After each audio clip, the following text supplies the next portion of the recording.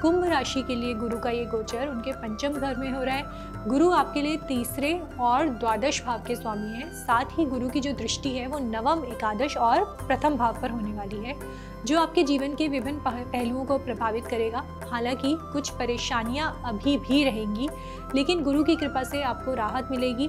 ये समय आपके लिए कुछ बदलाव लेकर आ रहा है। आपको इस टाइम पे बस संयम से काम लेना है। व्यक्तिगत तौर पर बात करें तो क्योंकि कुंभ राशि पे अभी 7.5 का लास्ट फेज चल रहा है, तो ये समय परेशानियों से भरा हुआ हो सकता है। आपके जीवन में कुछ भी अप्रत्याशित घटित हो सकता है, जिससे आपको परेशानियां हो सकती हैं। हालांकि गुरु का गोचर आपको थोड़ी राहत ज़रूर दे रहा है, लेकिन ये आपकी सभी परेशानियों को समाप्त नहीं कर पाएगा। आपके अंदर एक संघर्ष की स्थिति बनी रहेगी और आपको ये महसूस हो सकता है कि चीज़ें स्थिर नहीं हैं। नौकरी की बात करें तो नौकरी में इस समय आपको अपनी सूझबूझ और समझदारी से काम लेना होगा। यदि आप सोशल मीडिया या किसी नेटवर्क से जुड़े हुए क्षेत्र में कार्य कर रहे हैं तो आपको इस समय सफलता मिल सकती है। यहाँ पर आपका समय जो है वो आपका साथ देने वाला है। आप अच्छे से कार्य कर सकते हैं, आपके नेटवर्क में वृद्धि हो सकती है और आप अपने क्षेत्र में अच्छा स्थान बना सकते हैं। हालांकि इस समय आपको अपने विचारों को सही तरीके से प्रस्तुत करना होगा, क्योंकि लोग आपकी बातों को सुनेंगे तो सही, लेकिन कुछ समय बाद उन्हें ऐसा लगेगा जैसे जो आप कह रहे हैं वो सच नहीं है, यानी कि आप मैनिपुलेट कर रहे हैं। व्यवसाय में भी आपको मेहनत करनी होगी, लेकिन आपको इसका उचित परिणाम ज़रूर मिलेगा। यदि आप किसी क्रिएटिव फील्ड में हैं तो आपकी जो क्रिएटिविटी है वो लोगों को प्रभावित करेगी, लेकिन उतना क्रेडिट आपको नहीं मिलेगा जितना आप चाहते हैं। इस समय, ये जो समय है ये परीक्षा का समय है और आपको अपने ऊपर संयम रखना होगा।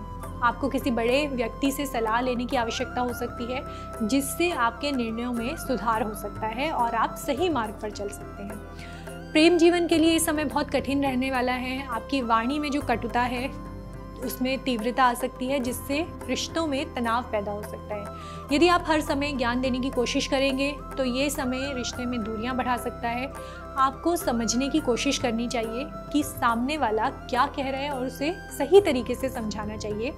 यदि आप जल्दबाजी में आकर ज्ञान देना शुरू कर देंगे तो ये रिश्ते को नुकसान पहुंचा सकता है। विवाह के संदर्भ में अगर बात करें तो ये जो लोग भी शादी के बारे में इस टाइम पे सोच रहे हैं, ये समय उनके लिए मिश्रित रहने वाला है।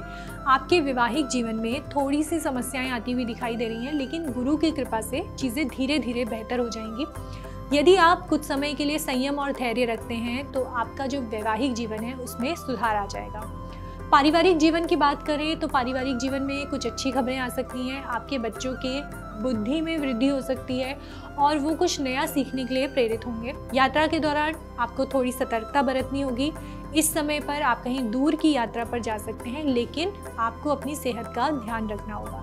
यदि आप पहाड़ी इलाकों या ऊंची जगहों पर जाने की यात्राओं का प्लान कर रहे हैं तो सांस लेने में कठिनाई हो सकती है, इसलिए यात्रा के दौरान आपको अपनी दवाइयों का और स्वास्थ्य का ध्यान रखने की ज़रूरत है। स्वास्थ्य के मामले में इस समय आपको मानसिक और शारीरिक रूप से थोड़ा तनाव महसूस हो सकता है। आप अपनी सेहत को लेकर चिंतित रह सकते हैं, लेकिन ध्यान रखें कि थोड़ी सी सावधानी से आप इस समय को अच्छे से पार कर सकते हैं। बात करें आर्थिक स्थिति की तो वहाँ पे उतार चढ़ाव नजर आ रहे हैं, खर्चे बढ़ते हुए दिखाई दे रहे हैं, कुछ वित्तीय समस्याएं भी उत्पन्न हो सकती हैं। यदि आपने किसी निवेश के बारे में सोचा है तो ये समय आपको सावधानी बरतनी होगी।